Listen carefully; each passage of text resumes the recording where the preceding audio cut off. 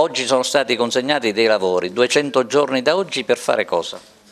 Per fare un'attività di riqualificazione del tessuto viario in alcuni tratti particolarmente problematici, di risorse ce ne vorrebbero tante altre, molte altre. Questo è il residuo di un finanziamento su lavori già appaltati che si erano conclusi ed erano delle risorse posteggiate lì che già 3 anni fa il Ministero stava recuperando dal Provveditorato delle Opere Pubbliche.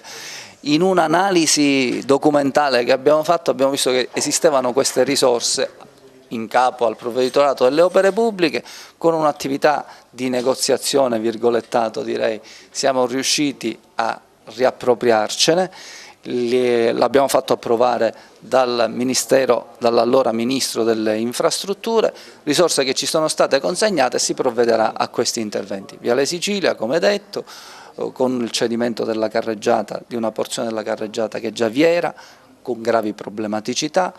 Alcuni interventi urgenti sempre nel quartiere di Fontanelle, si elimina la pista di motocross che da Piazza Marconi ci collega a Piazza Vittorio Emanuele, ne faremo una strada, oggi è una pista di motocross, e poi l'intervento di riqualificazione su Piazzale Giglia che esalta quel recupero fatto con il recupero della vista mare per gli agrigentini. C'era la muraglia di cemento armato, un piccolo muro di Berlino che non ci consentiva la vista mare. È stato recuperato e adesso lo riqualifichiamo con un miglioramento della piazza. C'è speranza per riparare le grosse buche, soprattutto a San Leone di cui si parlava? C'è speranza di effettuare degli interventi minimali, perché c'è una gara in corso dell'ordine di 300.000 euro, queste sono risorse che il Comune poteva mettere a disposizione data la sua grave condizione finanziaria.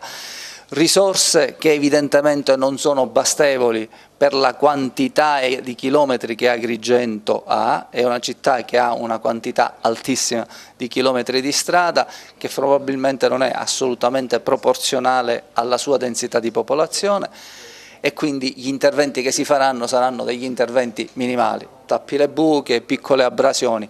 È evidente che di risorse per riparare le strade ce ne vorrebbero ben altre, ci vorrebbero risorse che rispetto ai 300.000 euro siano almeno un 50 volte più grandi. Ecco Sindaco, in conferenza si doveva parlare di periferie, di bando delle periferie, non se ne è parlato, ma c'è un botta e risposta tra lei e il Movimento 5 Stelle.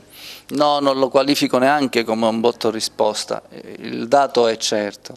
330 comuni sono sul piede di guerra, non Agrigento, e quindi sono sul piede di guerra perché il governo notoriamente ha scippato queste risorse per fare con dei decreti che erano già e le convenzioni già registrate alla Corte dei Conti. Poi tra l'altro qualcuno fa pure confusione, per cui sostiene che parla di progetti esecutivi vidimati dalla Corte dei Conti. Spiegherei a questo qualcuno che i progetti esecutivi non si vidimano dalle Corte dei Conti, tra le altre cose.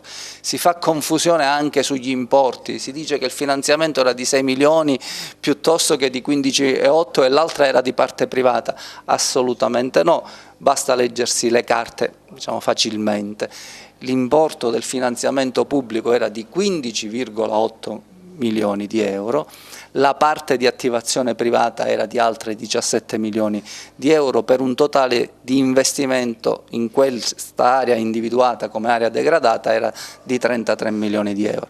Qui c'è un dato certo, chiedo al governo: posso andare in gara d'appalto, posto che alcuni esecutivi già il Comune di Agrigento li ha, per esempio l'ospedale civile, l'ex ospedale civile già abbiamo l'esecutivo, che era già previsto che fosse fatto in capo all'università, esecutivo che già è nella disponibilità della Presidenza del Consiglio. Me li fate fare questi lavori, sì o no? Quindi la domanda è semplice, non le mistificazioni, non le confusioni, non sbagliare i dati che si danno, non dobbiamo sbagliare nulla. Possiamo farli questi lavori, sì o no? La risposta ad oggi è no, perché altrimenti 330 comuni, quanti siamo, non saremmo sul piede di guerra e non diremmo che faremmo causa al governo.